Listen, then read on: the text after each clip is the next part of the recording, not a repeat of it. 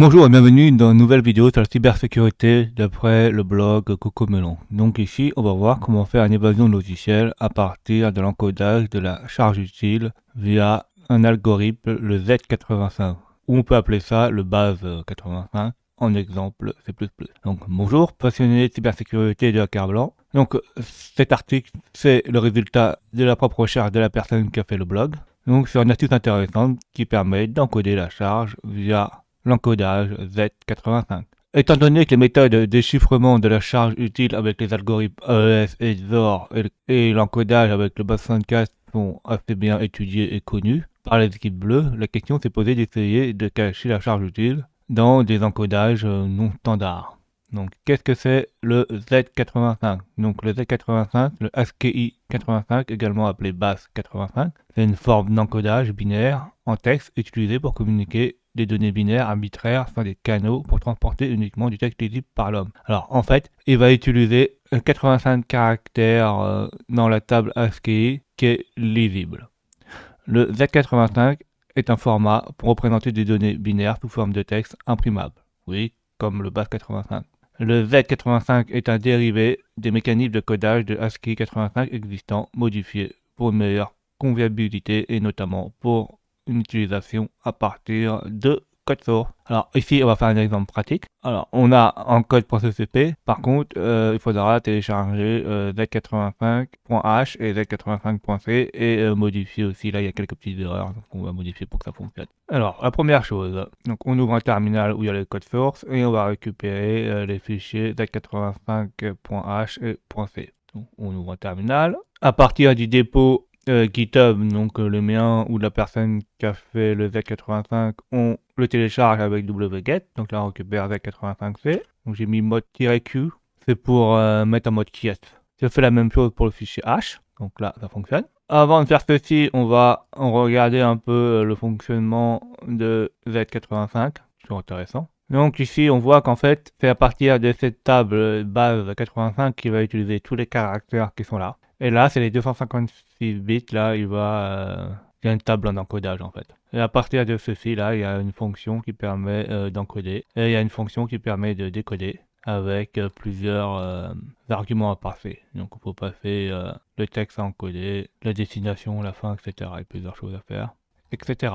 Donc là, on a le code source qui fera compiler qui s'appelle encode. Alors regardons à quoi y faire. Donc encode.ccp. Donc là, il faudra bien modifier, mettre comme j'ai mis là, les guillemets Z85H, c'est pareil pour Z85C, et mettre ces fichiers-là dans le même répertoire qu'il y a en code. Alors en fait, c'est ici, là, il alloue la mémoire qu'il faut, et il encode, il met le résultat là-dedans. Si c'est égal à 0, donc si la longueur est égale à 0, il met un caractère fin de chaîne, c'est-à-dire que c'est pas bon, il y a un problème. Il encode une deuxième fois pour être sûr que la longueur est bonne. Si la longueur est égale à 0, c'est-à-dire qu'il y a eu un problème. Donc il libère la mémoire et retourne nul. Et si tout ça est bon, il met le caractère nul en fin de termination de chaîne et retourne le résultat. Donc là, on a notre charge utile à encoder. Donc c'est la charge utile qui affiche meu. Donc là, il appelle string encode, donc avec la charge utile et la taille de la charge utile. Ça va fonctionner. Et si c'est bon, donc si c'est pas égal à 0, il affiche le résultat de la chaîne encodée. C'est pour ça qu'en fait là il met retourne nul et retourne destination quand ça fonctionne. De toute façon là ça met normalement nul et 0. Donc ok, tant mieux même. Donc une fois qu'on a fait ça, il faut compiler le programme. Donc on compile avec le x8664-w. Avec ceci, on copie, on le colle. Normalement on doit avoir un fichier qui s'appelle encode.x. Donc ça c'est un fichier qui fonctionne sous Windows. Donc pour savoir ce qu'il fait, il faut l'exécuter. Donc là, sous Windows, on ouvre un terminal. Ça peut être un terminal MS-DOS ou PowerShell. J'utilise le PowerShell. J'exécute encode.exe et là, on a notre chaîne qui est encodée en Z85.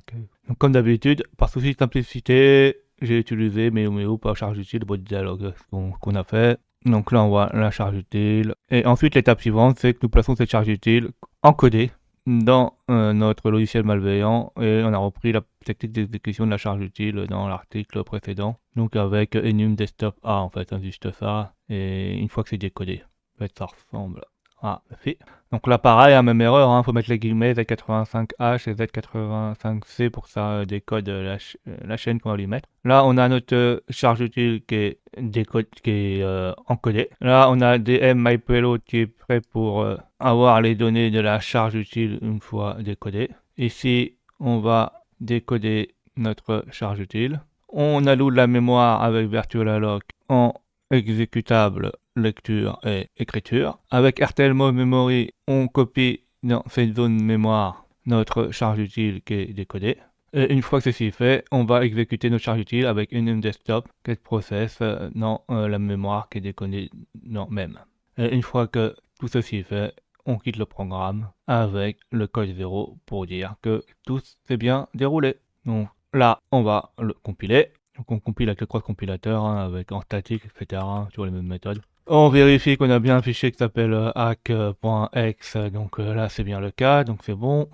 Il faut l'exécuter pour voir si ça fonctionne. Donc sur le même terminal là, on voit qu'on a notre fichier hack.exe, on va l'exécuter et on voit que meo s'exécute, donc le charge utile a bien été décodé et chargé et exécuté. Donc là, il va regarder avec process hacker, voir si on a des traces dedans. Donc on exécute process hacker, on clique sur hack.exe, on va dans memory, dans l'onglet memory, dans string, on laisse comme ceci, on fait OK, on fait filter, on fait content, on tape meo, on fait OK, et là on voit que il retrouve le meo là, de notre charge utile en mémoire. Donc comme on peut voir ici, tout fonctionne parfaitement, et on va le tester sur virus total, et on va voir ce que ça fait. Donc lui il a 14% du moteur, nous on a un peu plus, hein, vu que on a plus de moteurs d'antivirus et qui sont un peu plus perfectionnés maintenant. Donc on ouvre un navigateur, on va faire virus total, on choisit un fichier,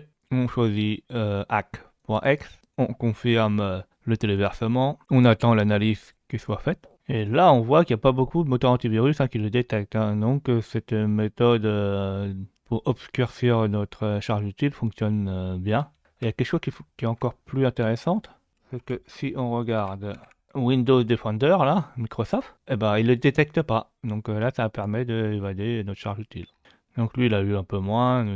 Donc là, on peut supposer que l'évasion fonctionne, oui. Alors j'espère que cet article fera mieux connaître les équipes bleues, donc Blue Team, c'est peut-être intéressant. Il ajoutera une arme arsenal des équipes Red Team, même aux responsables RSSI et tous ceux qui s'occupent de la sécurité de près et de loin, ou même pour la culture personnelle.